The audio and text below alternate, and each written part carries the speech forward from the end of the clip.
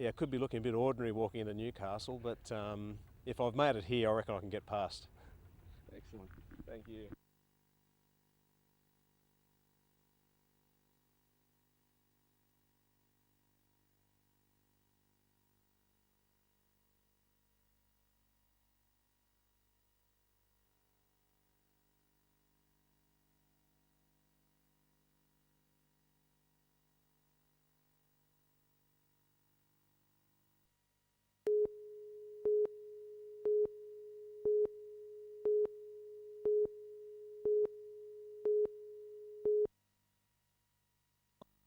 Gary McDonald is one of Australia's preeminent actors. He's made millions laugh over the last 3 decades with characters like Norman Gunston and Arthur Burl from Mother and Son. But throughout most of his career, Gary has suffered from a performer's worst nightmare: anxiety and depression. It kills your creativity. When it gets bad, it gets really bad, kind of freezes you up. But it's pretty common. That's what's interesting about it. I mean, I heard Laurence Olivier had it for quite a few years. Geoffrey Rush used to have it. Newcastle psychologist Mike Hamill says the problem is more widespread than most would think. Studies have shown that 1 in every 5 Australians suffer from some form of anxiety or depression at least once a year, which in the Hunter equates to a staggering 100,000 people. But he says treatment is available. They probably don't understand that that difficulty is something that can be treated, not just with medication, but with counselling, when it's bad enough to disrupt their daily life. And Gary says he's living proof of its success. It actually, it unlocks a lot of doors, you know. It's like you suddenly realise you've only been half living, because your mind can really be your worst enemy, or it can be your best friend. Colin Robinson, NBN News.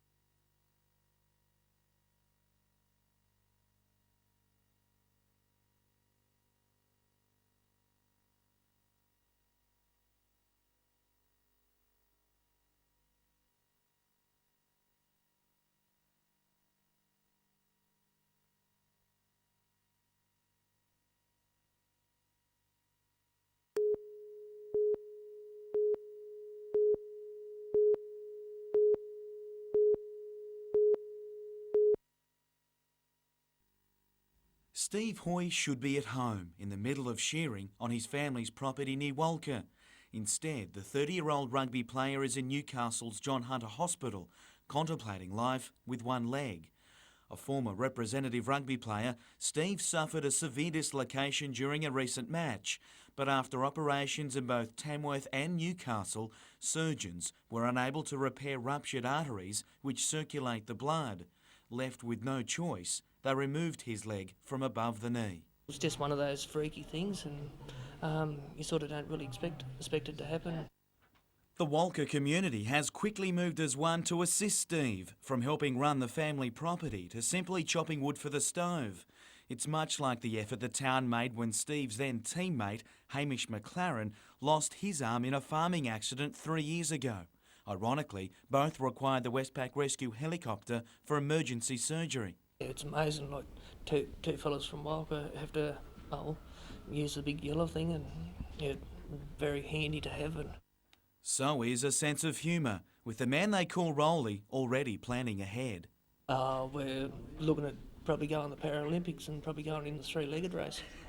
Incredibly determined, Steve can't wait to get home and get back into work, but that'll be some time yet.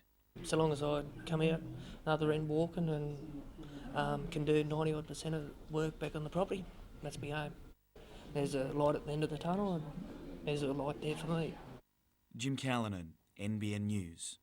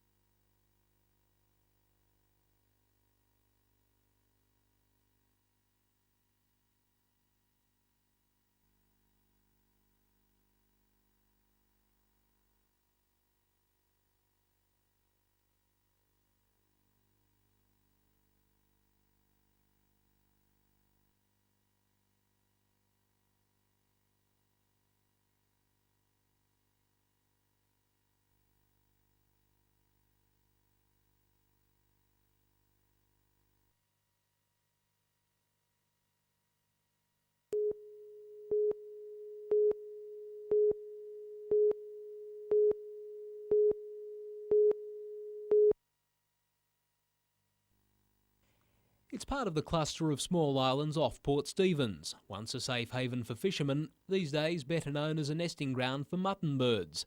Broughton Island is a significant place for Aboriginal people. Today, elders and representatives of the Hunter and Manning Aboriginal communities were taken there by national parks to see the island firsthand. 64-year-old Warner Saunders of Taree finally able to walk on the place he'd heard about as a child. My father said they held initiations out here. Broughton Island is also significant for Aboriginal women. Karua's Joanna Perry, another to hear the stories about the island. I've heard Mum talk about it heaps and other people in the community talk about it, and it's good just to come out here and be here for the first time. The Aboriginal connection to Broughton is believed to predate the Ice Age, a time when the island was still part of the mainland. Today's tour also discussed bringing home some early inhabitants. There's two sets of skeletal remains that have been held that did come off the island, and as part of a sort of a nationwide process of repatriation, it's time for them to come back and be reburied where they were found. Now that the elders of the region's Aboriginal nations have been to Broughton Island, there are plans to bring younger generations here so they can learn about their ancestral links to the island. Gary Blair, NBN News.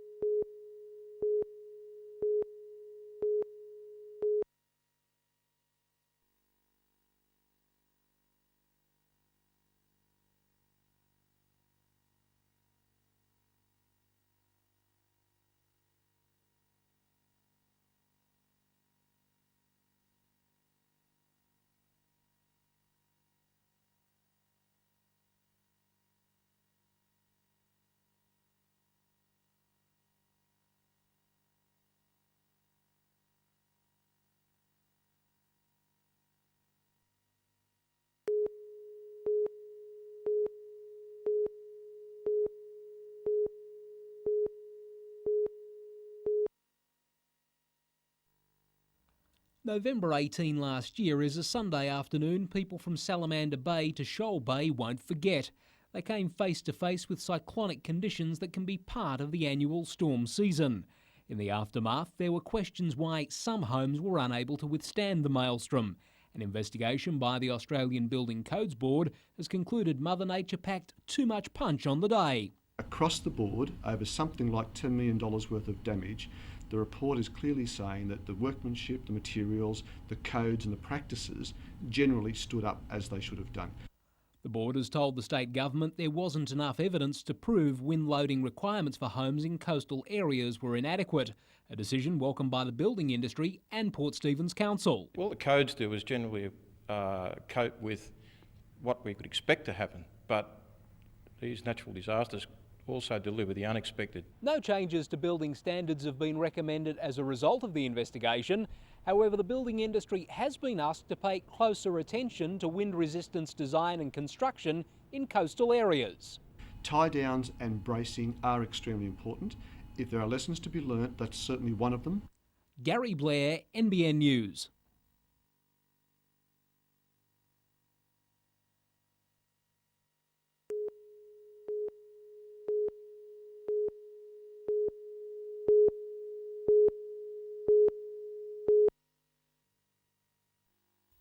Lake Macquarie Council has spent months investigating the motocross track, which is believed to be operating from this YE property.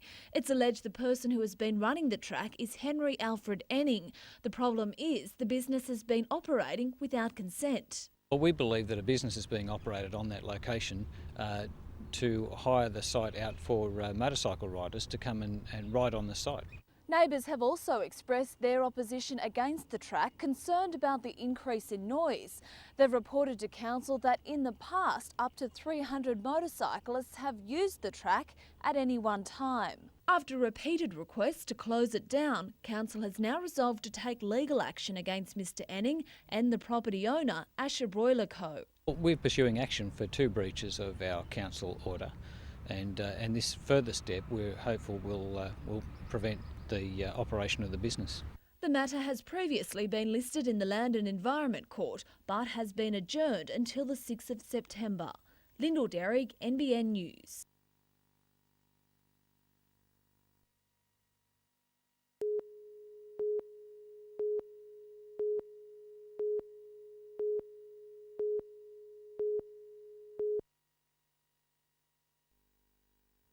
The fast-emerging godfather of Australian film has become something of a spokesperson for the industry's survival, pushing for continual funding from all facets of government.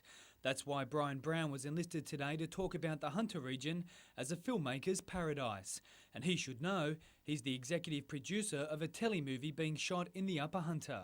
If you're filming anywhere within the region, be it anywhere within 100 k's of here, you can draw from the infrastructure that a big community like Newcastle has. The region isn't a stranger to movie or television productions. Now with an added financial boost from the 13 Hunter councils and the state government, the Newcastle and Hunter Film and Television Office can help attract more to the region. Government figures claim the industry has directly contributed $1.6 million to the local economy in the last 2 years. But according to Brian, a local and vibrant industry offers a look at our own culture, and that's priceless. We also need all our kids to grow up to know what they've come from, you know, what Australia is, what it gives them, what they want it to give them. That's what, having a film culture or novels about Australia or plays, that's the point of it. Colin Robinson, NBN News.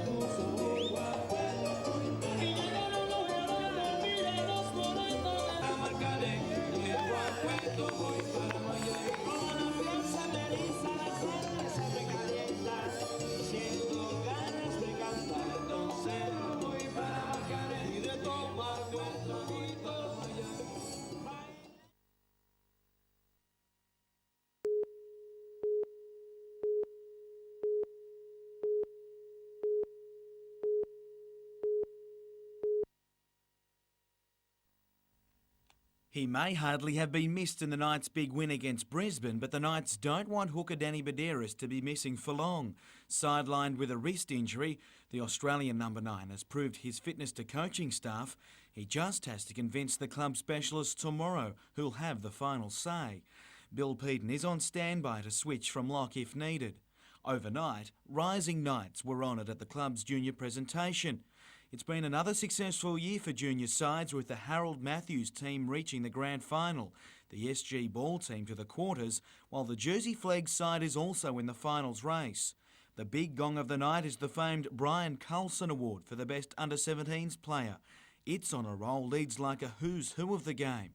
In the end, another former winner in Andrew Johns helped hand over the award to Scone's Dane Tilse. The big second rower stunned by the achievement.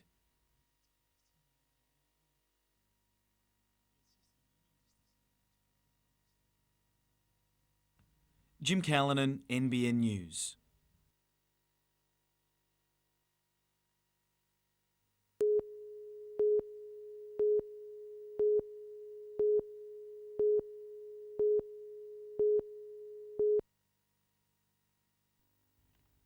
Riding on the success and experience of hosting the 8th Australian Masters Games last year, the Newcastle and Hunter Events Corporation continued its drive towards the first Trans-Tasman event.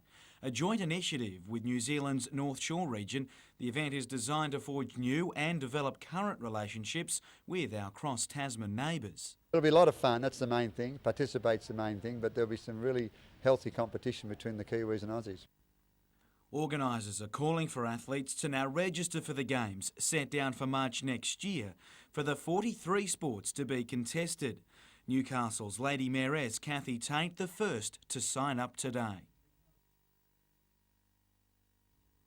Organisers are confident of attracting some 6,000 participants in both able-bodied and disabled sports, but appreciate there's plenty of work ahead. And really it's all about numbers, about registrations, because once the numbers come in, then you know what the draw is going to be like, how many people you have to cater for, but there's a lot of work to be done. Two things that are settled: the Newcastle Jockey Club will host the opening ceremony, while Club Nova Panthers will act as the Games Village venue.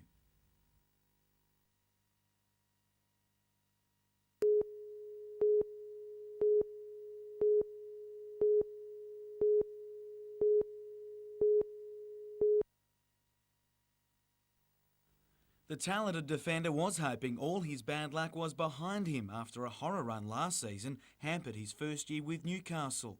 His ability when fit earned him the praise of national coaches, but it seems the new season hasn't brought a change of fortune. A groin problem, which has also affected his hip joint, has forced the tall defender off the park and into surgery. He's expected to miss at least 10 weeks. Ironically, his flatmate and Rookie of the Year, Joey Sharippa, isn't expected back until Christmas after breaking a bone in his foot. And no favours overnight for the side in a trial match with NBN Soccer League team Western. A committed Coalfields team was tough to break down, but the NSL side eventually got through, scoring 2 goals in each half to continue their pre-season build-up.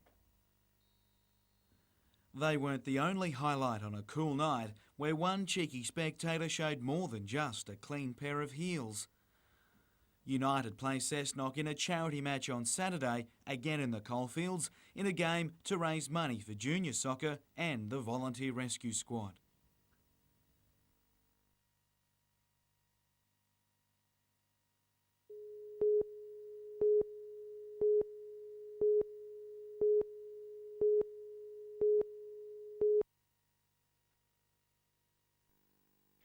The 10-year-old pupil of Belmont North Public School was one of several children crossing Old Belmont Road just after 3 o'clock when the driver struck. The lollipop lady was already out on the crossing, had to sign up, and this car just kept going. Cars picked one of the girls up, run over another one of the girls' feet, and picked that girl up, carried her around about 10 metres down the road, when then the girl rolled off the bonnet.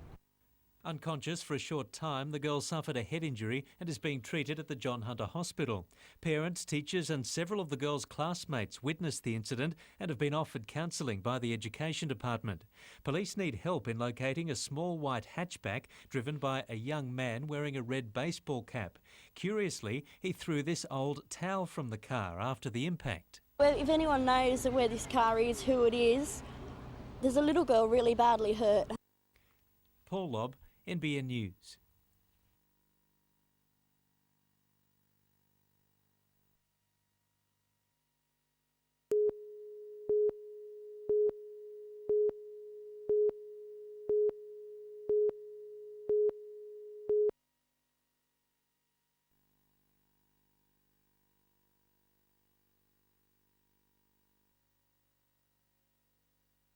for them not to stop when they've seen that happen, when they've seen the poor girl come up off the bonnet of the car and just drive on, I think is an extremely callous act.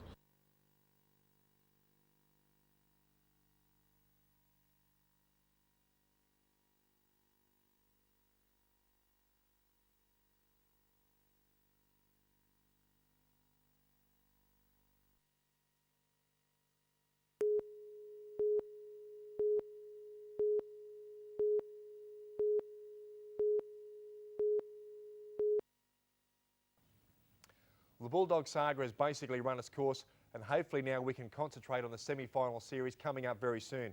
But one thing the NRL has to look at for the future is putting in place a better system than the existing salary cap. It's basically not enforceable, even given the revelations that the NRL may look at players' individual tax returns, which will make it harder but won't stop it. Now, I agree with the majority of rugby league purists that there needs to be a grading or point system as well as a salary cap. Now, the grading system is where players are ranked according to their achievements from the past year. Now, whether they're a rookie, a regular first grader, had 10 years service or a rep player, they all have a dollar amount attached to them for all to see. Now, combine that with the notion of a 50% reduction for using players who are part of a local junior system, that'll put the focus back on the development at the grassroots. And when NRL clubs realise that they can save basically hundreds of thousands of dollars a year by fielding local juniors, that's where the money will go, which can only be good for the game. Now on to round 25, the Bulldogs clash with the Storm at the showground. It will be an emotional game again, but I think the Bulldogs can do it this time. On Saturday, I've tipped Brisbane, Parramatta and South to win their games, while Sunday we'll see the new league leaders, the Newcastle Knights, defeat Penrith, Roosters over the Dragons, and the Warriors will lift, I think, after last week's defeat and beat the Northern Eagles. Good luck with your tips. I'll see you next week.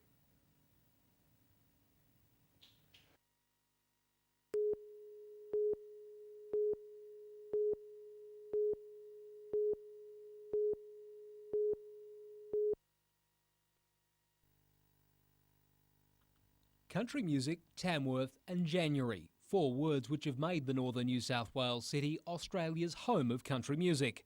Only a 2-week event, but it draws tens of thousands of people for one of the nation's biggest music tourism events. Now people previously involved with cultural events and activities in the Hunter want to tap into that success.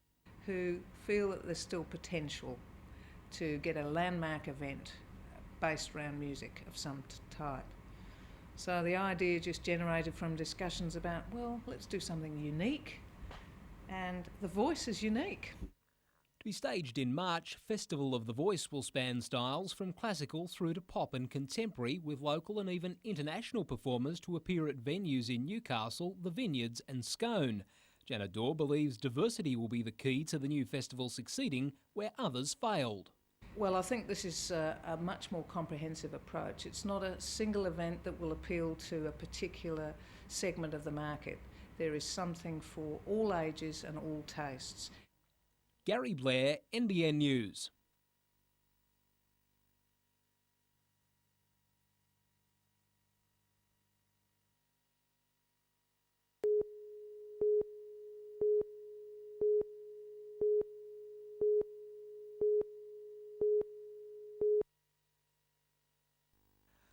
Carlton and United Breweries today brought Australia's first draft beer academy to Newcastle and took some of the region's bar staff back to school.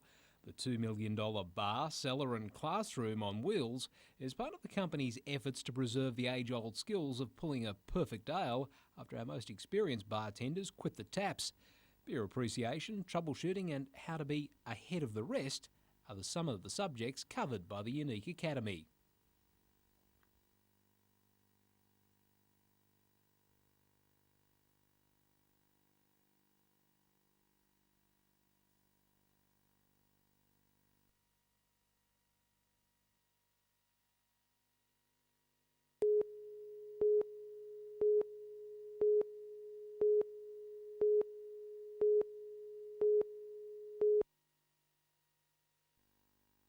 Christchurch Cathedral has the divine hue for its annual flower festival. Florists have taken up to 12 hours just to assemble their artistic displays spread throughout the church.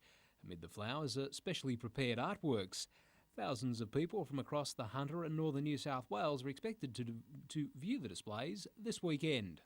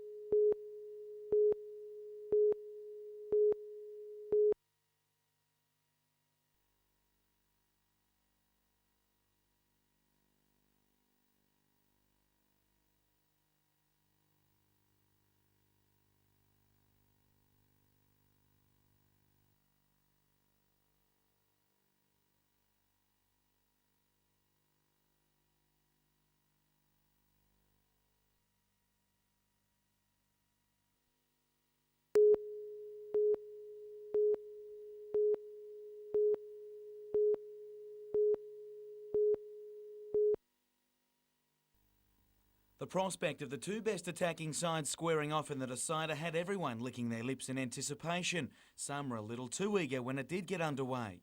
Mick Williams was the first real chance on goal, but it quickly set the trend. Edgeworth's radar just off target. Highfields rarely got a first half chance on goal, but after scoring a double last weekend, Rob Alexander must have fancied himself for more today. Voted the best player in the league, Peter Juknowitz showed why by almost breaking the deadlock just before half-time. The second act was much like the first, both sides taking shots but neither breaking through. Shane Dodd's grand final ending in the 52nd minute. His second yellow booked him a trip back to the sheds. Now against 10, Azuri found more room but still no goal. The Eagles too, unable to find a match winner as they headed into sudden death extra time. Finally, after more than 100 minutes of football, Chad Mansley got on the end of a free kick to boot Highfields to the title. The golden goal win sparking celebrations, while Edgeworth now faces yet another disappointing end to a great season.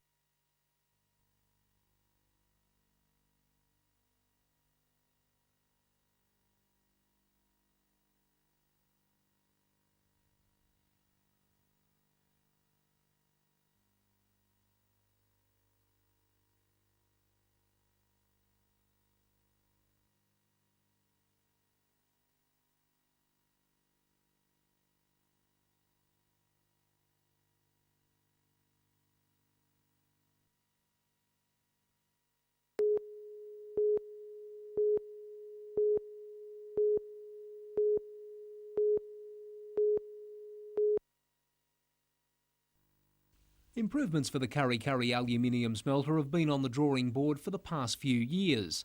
Today, workers were told the $100 million investment can now proceed after receiving state government approval. It's a vote of confidence as the plant prepares for another change of ownership. It's wonderful to have such massive support from our owners to continue on from the German VAW to the Norwegian Hydro, which is excellent. $55 million will be spent on construction of a new anode baking furnace. The cast house is to receive major repairs while the second and third pot lines undergo technology upgrades. Metal output will increase by 15,000 tonnes to 165,000 tonnes.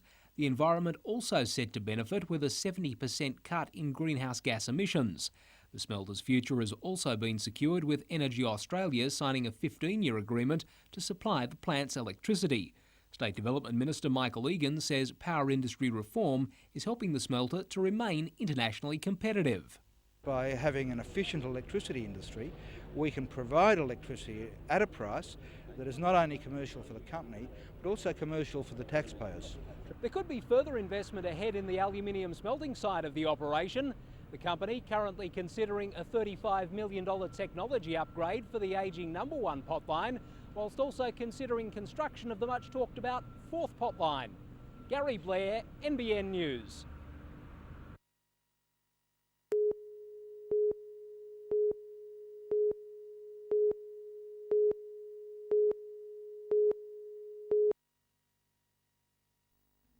After an 18-hour flight, you'd think basketball practice wouldn't be high on the list of things to do. However, the Brazilians were more than happy to get started ahead of the coming Opals Challenge tournament.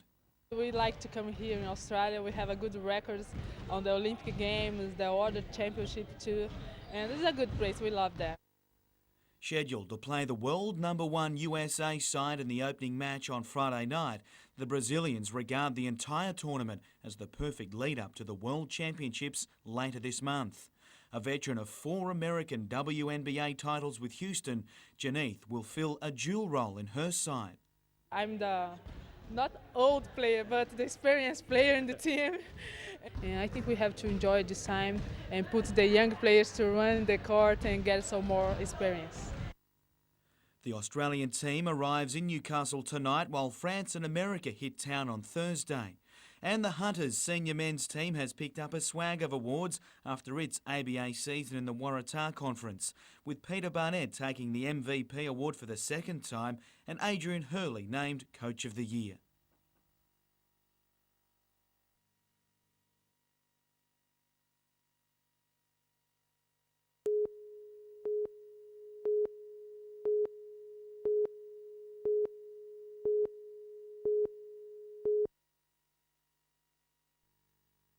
You'd think all the talk today would be about Ben Kennedy's match-winning try against the Panthers, which certainly caused plenty of controversy yesterday.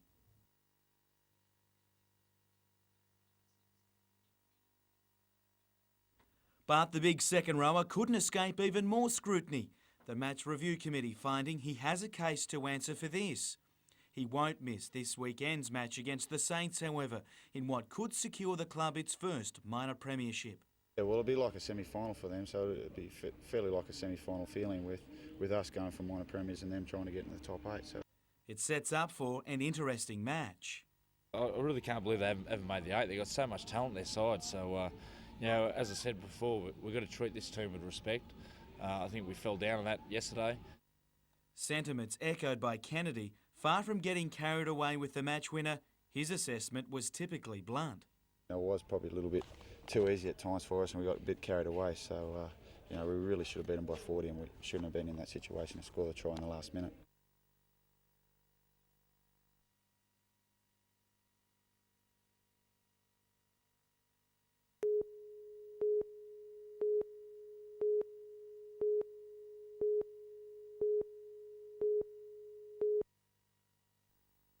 What happened to 4-year-old Jacob Bailey shows just how serious the shortage of ambulances in regional areas has become. In the last couple of years it's gotten worse. The operational officers are getting frustrated. They get to scenes and one of the first things that people say to them is, "What took you so long getting here?" Jacob suffers from a condition causing seizures that are life-threatening. He had one such fit yesterday. His mother, Kath, dialed 000, relieved an ambulance station was just 2 kilometres down the road at Morisset. What she didn't know is that the lone crew had been sent to an emergency at Wyong. Incredibly, they were still the closest ambulance and arrived a staggering 23 minutes later, just in time to transfer him to a waiting helicopter. Kath is terrified next time Jacob won't be so lucky. And I don't want my son to be a statistic. In the Hunter, 21 ambulance crews cover a widespread population of around 750,000 people. At night, there are even fewer crews available. All officers fear it is that patients' lives will be at risk. The union claims the problem is compounded because ambulance officers are regularly forced to wait 2 and 3 hours to deliver patients to emergency departments because of a lack of beds. The union wants more ambulances and officers. The ambulance service says it's trying. The service has an operational review underway that's almost completed, and I think that that will lead to some very interesting initiatives. As for Jacob, he'll thankfully make a full recovery. Vanessa Trezise, NBN News.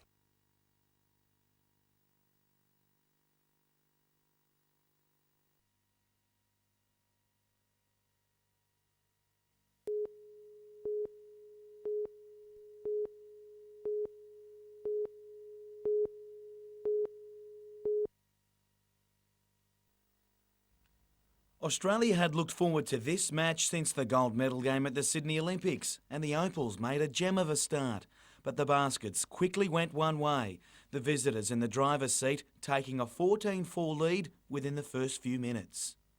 Shannon Johnson was deadly accurate, while the Opals fought for every point they could.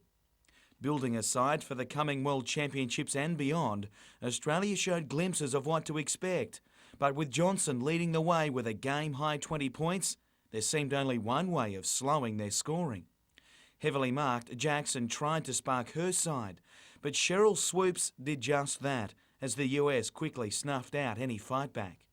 Jackson was never far from the action, or her rival Lisa Leslie, but both the Aussie star and her team fell on the wrong side of an 84-55 scoreline.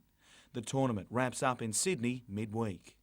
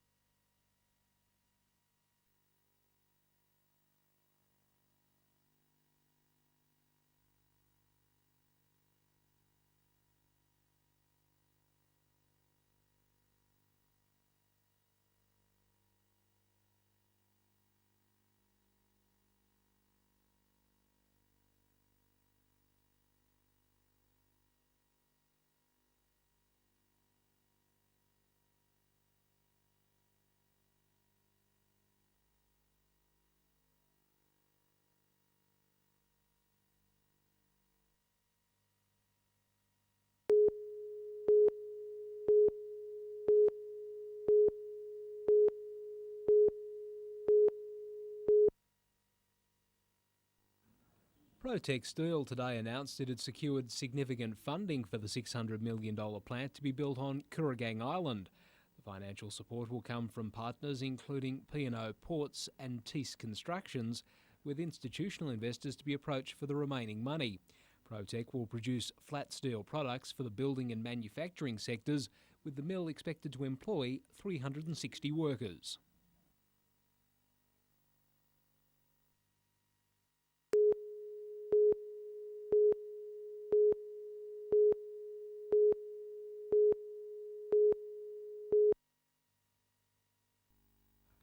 Port Waratah Coal Services is the world's biggest exporter of seaborne coal.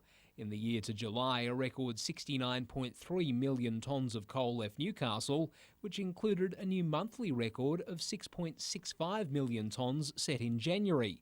PWCS General Manager David Brewer today told the Newcastle Business Club the result could be repeated this financial year, despite a soft international market. The price is low at the moment, and so the coal producers are not just taking any price, but yeah, it'll be roughly the same. New Upper Hunter coal developments scheduled to come online in the next few years are underpinning the loader's optimistic outlook. BHP Billiton at their Mount Arthur North deposit are looking to export coal in a year or so, and Coal and Allied are certainly looking at Mount Pleasant. PWCS's optimistic forecast comes just 24 hours before the Australian Coal Association meets in Brisbane to discuss the state of the industry after this year's export negotiations. Today, neither of the Hunter's two main producers, Coal and Allied or NX, will discuss their export forecasts ahead of the meeting. Gary Blair, NBN News.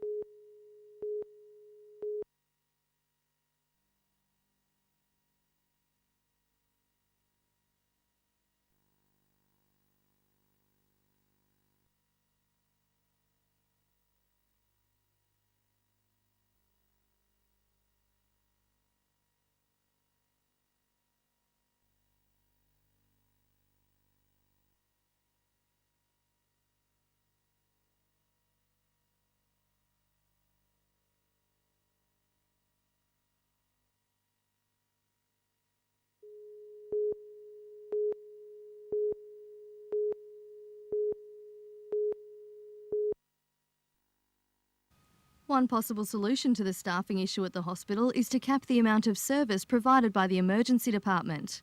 But the staff still say more nurses are needed. Our members in the emergency department have clearly indicated that they believe there should be an additional nurse on the shift where it is most busy. At this stage, we've not resolved that issue with the Area Health Service. Area Health CEO Terry Clouch says the difficulty lies in attracting enough nursing staff to fill the positions available. Firstly, because there's been a great deal of expansion of services, extra money, but also I think that we're seeing a bit of an extension of the trend that is quite obvious in Sydney out into some of the major hospital areas. The Nurses Association will now report back to members and decide if they'll proceed with strike action. Rochelle Reardon, NBN News.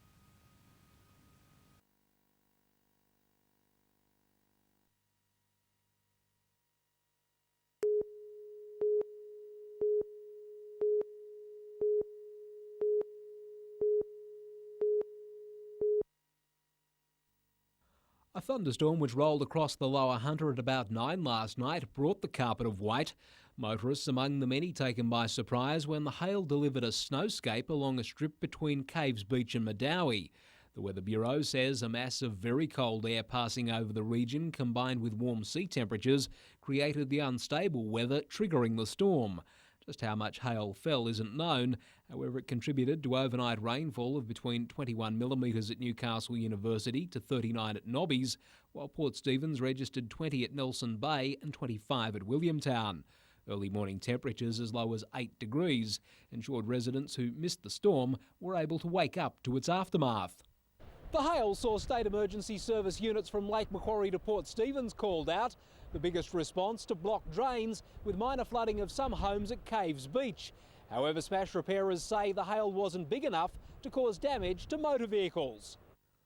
Early this afternoon, a storm off the coast of Newcastle provided another show of Mother Nature's magic. Several waterspouts developed as the wet weather moved north toward Port Stephens. Gary Blair, NBN News.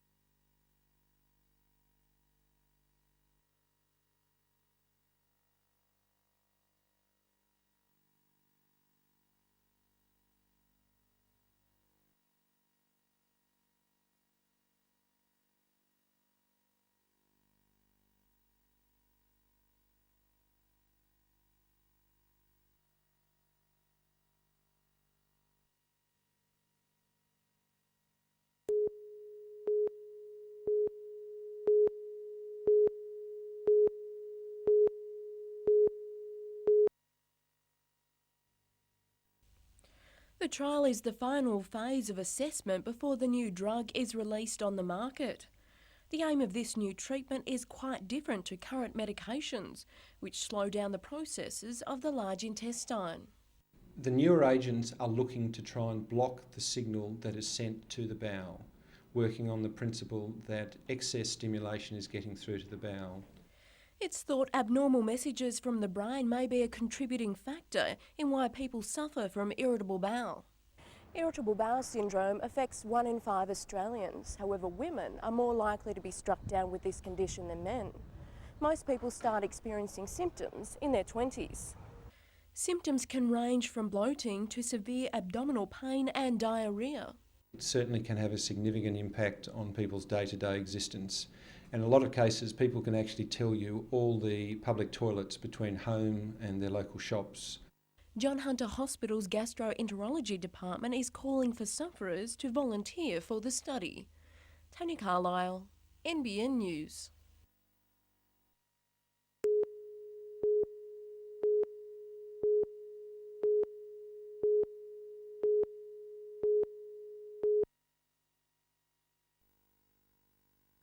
The 1989 Newcastle earthquake was one of the nation's worst natural disasters, 13 people killed and a damage bill totalling $1 billion. Australia's earthquake monitoring agency, Geoscience Australia, has taken a close look at Newcastle and Lake Macquarie to see if the cities can be better prepared for a similar shake. Building codes which take into account local soil conditions are seen as the key. That soils particularly in the CBD area and the surrounding areas can amplify ground shaking, and it's no surprise that buildings in those areas might be somewhat more susceptible to damage. The findings are seen as useful for councils and the community. We need to keep in mind that we need a good emergency plan in place, which we have, but we need to be able to review that. We need to understand that when we make and develop new buildings, the possibility of earthquake needs to be factored in there. The report warns that action needs to be taken on this latest information and the recommendations of earlier studies. The authors citing the lifelines of electricity and water as two other areas where earthquake impact assessments need to be undertaken. Gary Blair, NBN News.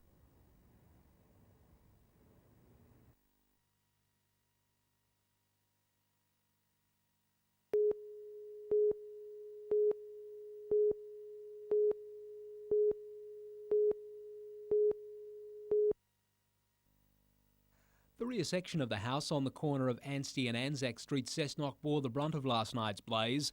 22-year-old Shane O'Hearn, one of two neighbours who bravely went to the aid of the 82-year-old resident as she lay inside her burning home, unable to escape until her rescuers forced their way into the burning house. As soon as that back door opened, just like the place exploded, like just in flames and that. Like as we were going through the back door, the roof was falling through. It took Shane and fellow rescuer Sean Ewing several attempts to reach the woman who was suffering severe burns to her arms and legs. And kicked the door in, went in, and it's just so much smoke. You couldn't see a thing, so we come back out and went in, put my jumper over my head, and found her and dragged her out the back door. As forensic police today work to establish how the fire started, rescuer Shane was shy about accepting the hero tag for his efforts. Nah. Anyone would have done it, so. The blaze came as access improvements to the home were nearing completion. Gary Blair, NBN News.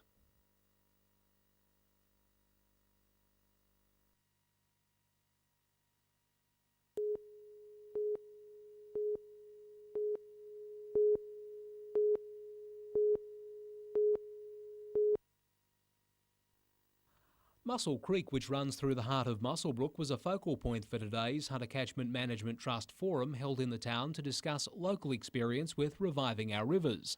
Upper Hunter Landcare is responsible for turning the Hunter River tributary into an environmental tourist attraction in just 5 years. From a very weed-infested creek to a creek that's now open, people can get access to it and a lot of native plants back in the system. It's one of many projects already underway that are improving the areas alongside our region's namesake waterway. Another major boost for the Hunter River came today with details unveiled for the Upper Hunter River Rehabilitation Initiative. Industry, government and the community will join forces downstream of Muswellbrook's Bengalla coal mine to restore an 8-kilometre stretch of the riverbank to its pre-European settlement condition, with the environmental benefits to be closely studied. We're planning a large program of research as well, and this is involving 4 universities. It's a multidisciplinary project, which is a rarity, but it's needed for the sort of project for ecosystem management. It does have ramifications for both the state, the country and internationally. Gary Blair, NBN News.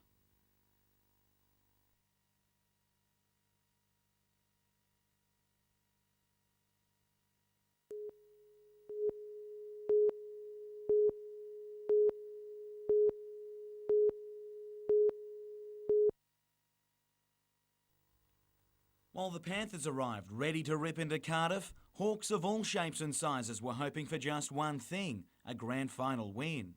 So often the bridesmaid in the big game, the Hawks certainly started like premiership contenders with Scott Mackessy's goal, quickly followed by Liam Gibson's.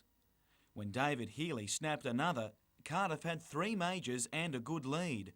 After a few behinds, Kirsten Williams got the visitors' radar back on goal, while Dean Wall's solid mark was given the perfect finish as Terrika Lavoca began to hit form. Up by 12 at the first change, Cardiff booted back into a 3-goal lead within minutes. After a quiet start, Maurice Goolagong found his mark. With more than 100 goals in the regular season to his name, he landed 2 before the main break, but the margin had grown to 17. You got the feeling, though, that Cardiff weren't about to let another premiership chance slip by and steadily increased the buffer in the third term.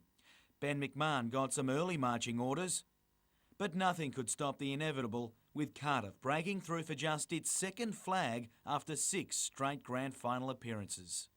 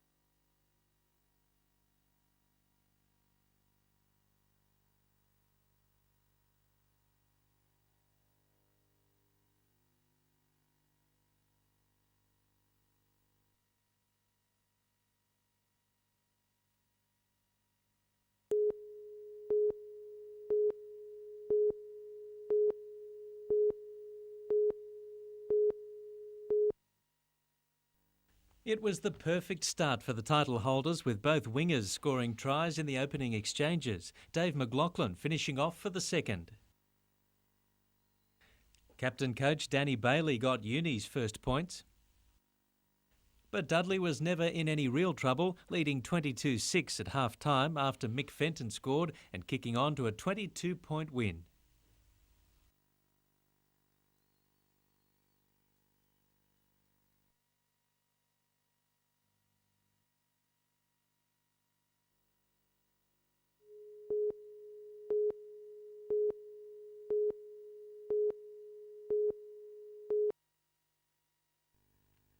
Finishing touches were being applied to the Newcastle Jockey Club on the eve of its 2 biggest days of the year. The listed Cameron Handicap takes top billing tomorrow, and Gai Waterhouse will saddle up the 2 top weights. I like Hey Pronto. I'd like him a lot more if he drew an inside alley, but Gai is setting for a first up win. He's had a couple of barrier trials. He's a quality racehorse. Drawing 15 isn't the best of gates for Hey Pronto. Of the 3 John Hawkes trained gallopers, Moa Man looks to have the best from barrier 4. With the winner exempt from the Epsom ballot, some up-and-coming horses eye this event as a great chance for bigger things. And the Bart Cummings Cognac Trader is one to watch. He's on the limit weight, and Danny Nikolic will ride him, the Victorian jockey. Gets back a little, but he'll find the line strong, and with no weight on his back, he's the one that'll be running home. He's UBA to 10 to 1. He's a definite chance. Good enough to make it to Gary's trifecta for the $125,000 event. His tips for Thursday's Gold Cup will be in tomorrow night's news.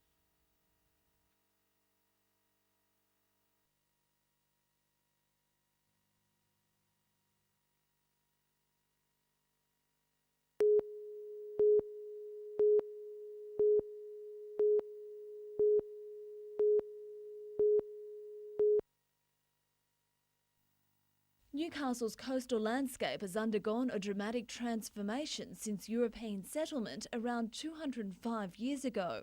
But now a draft management plan aims to guide future changes for the 15-kilometre stretch from Stockton to Glenrock Lagoon.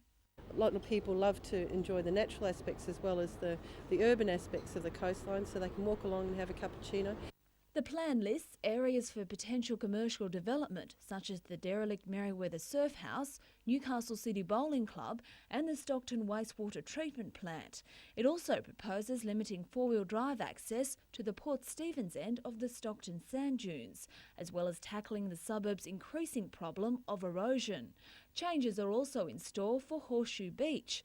While dog exercise areas could possibly be reduced, the plan won't restrict their access entirely. And we certainly don't want to stop that. We just want to make sure that the faecal material is managed properly and it's taken to their designated areas. A public meeting will be held to address the plan tomorrow night at Dixon Park Surf Lifesaving Club starting at 7:30. A further meeting will be held at Stockton Wednesday week. Council hopes to finalise the plan by the end of the year. Lyndall Derrick, NBN News.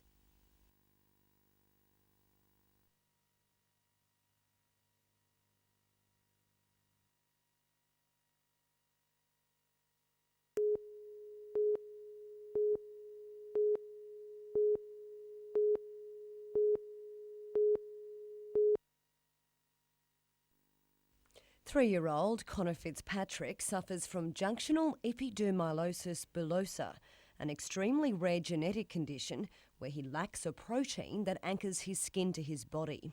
He needs a tracheostomy to breathe, is unable to speak, and his body is regularly covered in painful blisters. He has blisters on his arms from mozzie bites and on his face just from lying on his pillow. And there's no cure for it.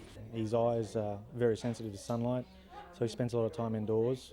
Several months ago, the Variety Club heard of Connor's plight and are helping to fund expensive treatment, including skin grafts. But today, the club had a special surprise when Thomas the Tank Engine arrived at the Special Education Centre at Newcastle University. Connor, a big Thomas fan, could barely hide his excitement when it came time for the gifts. Well, it's a pretty special feeling, It's you saw the look on his face. He's just delighted. So, somebody said priceless. So yeah, it is. With them, they just think Connor comes first, and whatever we need for him, just get it. So we're really grateful. The next big hope for Connor lies in the ethical minefield of gene therapy.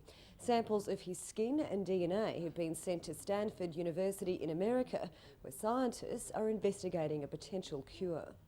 Vanessa Trezise, NBN News.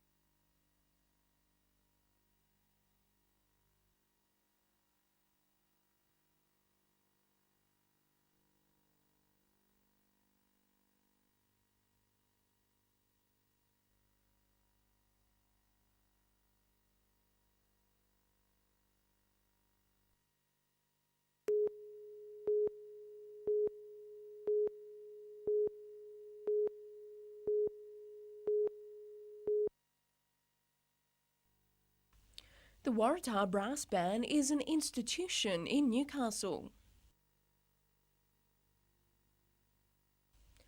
Over its long history, the group has won numerous titles, the latest the New South Wales A-grade brass band title.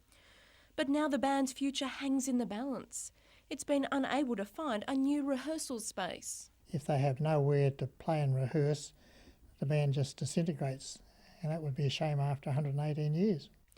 The band is being forced to move from its current location at Lee Wharf due to safety concerns with the building. I've tried everywhere. I've tried government departments, all sorts of organisations, anywhere I think there's sufficient space. The main problem the group faces is finding a space large enough to store its percussion instruments. A desperate plea to Newcastle Council was unsuccessful, and even the Conservatorium of Music can't accommodate the group. The Dean is, however, working on a solution long term. It's been suggested by the Dean that once they get hold of TPI House in King Street, then there'll be space in there for the band. In the meantime, though, the search continues. Tanya Carlisle, NBN News.